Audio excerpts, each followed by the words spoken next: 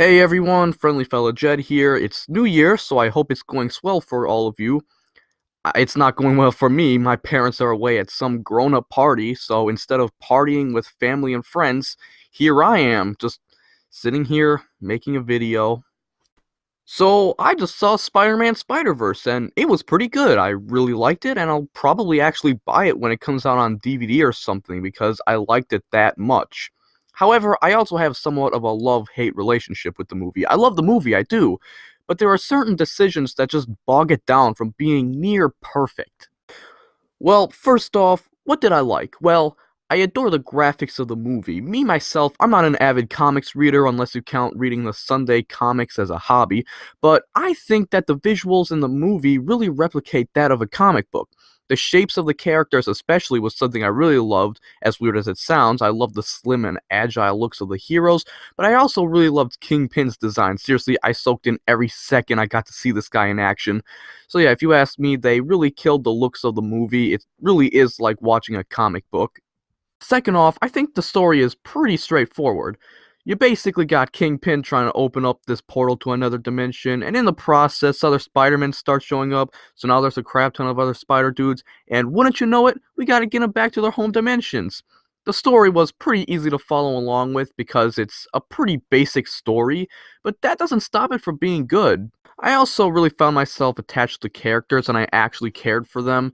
I did find some characters a little underdeveloped when I'm clearly supposed to care about them, and I think that they do use some lazy ways to develop their characters and such, but more on that later. Furthermore, I really enjoyed the humor in the movie as well. I don't generally laugh during movies because I just don't find movies to be that funny, but I think Spider Man really nailed their humor. Not much to say there, but it's really good. Moving on. However, there are some things I didn't like about the movie. For example, the animation didn't feel fluent enough. To describe it as easily as possible, it feels like the animation skips a few frames. Not a lot, but just enough for it to be noticeable. I get that this was a design choice to make the movie feel more like a comic, but it's just something I didn't really get over. It didn't ruin the movie, no, you could get used to it, I guess, but I don't think it really adds anything to the movie. I really think the movie would be better off if the animation was your standard, smooth going animation. Also, character development could have been improved significantly. As mentioned before, some characters were underdeveloped, I felt. I don't want to give spoilers, but a character who I admittedly got attached to got somewhat minimal amount of screen time, but was used in a twist. Surprise, he's a villain. What his motivations were to become a villain, who knows? So I'm not sure if there's another movie in the works, but a better way to have it panned out would be to develop him in the first movie as well as the first parts of the second movie, then reveal him as a villain in the final stages of said second movie. So, the way Kingpin's motivation is shown is just nothing short of lazy. They used a flashback to explain his pursuits. A flashback! Instead of allowing his motives to bloom and slowly become more apparent to the viewer, they just shove it down your throat. In turn, this doesn't really create a villain which I really feel for as much. A good villain should be just as developed as its protagonist. Kingpin is the sort of villain who wants to right his wrongs, just in the wrong way. So Kingpin should have a cycle which puts the audience in a gray area. I should want the hero to win, but at the same time feel genuine compassion for the villain and hope in the back of my mind that somehow he can overcome or resolve his issues in the right way. Once again, that doesn't really work when all you do to really show us his motivations is by shoving it down our throats via a flashback.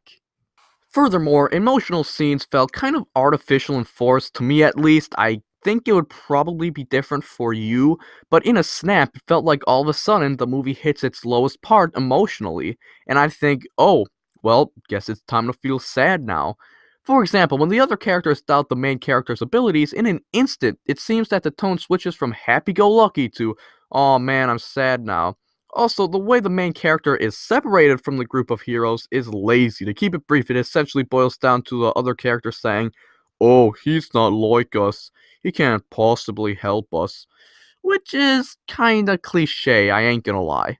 Something that nearly ruined the movie for me was when they put this anime girl and Spider Pig and some other spider dude in the mix.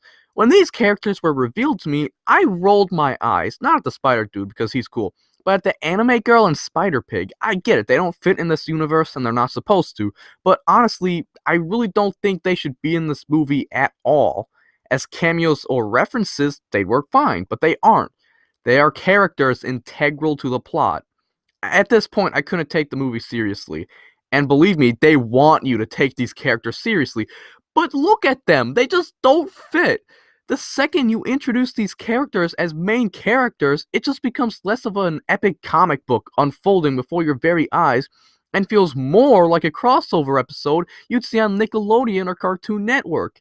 They have emotional scenes with these characters, which again don't work because they just don't fit into the movie as a whole and because they're introduced too late into the movie for me to really care. And also because one's primarily waifu material and the other is some anime chick. Speaking of the anime chick, there are times when she just kind of looks weird. Not sure if that's just me, but it looks like she was drawn by someone who has no idea how to draw anime at some times. Like, the facial composition kind of looks janky at some times. Usually it's only when she's in the background, so you might not notice it, but I'm pretty sure I did. Now, when the characters are finally granted leeway to their home dimensions, it occurred to me on the drive home of how underwhelming the final scenes were. Normally, when the main characters part ways for the last time, it's emotional. Throughout the course of the movie, the group of heroes formed a bond, which now must be broken. They'll never see each other again. All they'll have now are just memories of each other. But in this movie, there's not much of a bond between the protagonist and the group.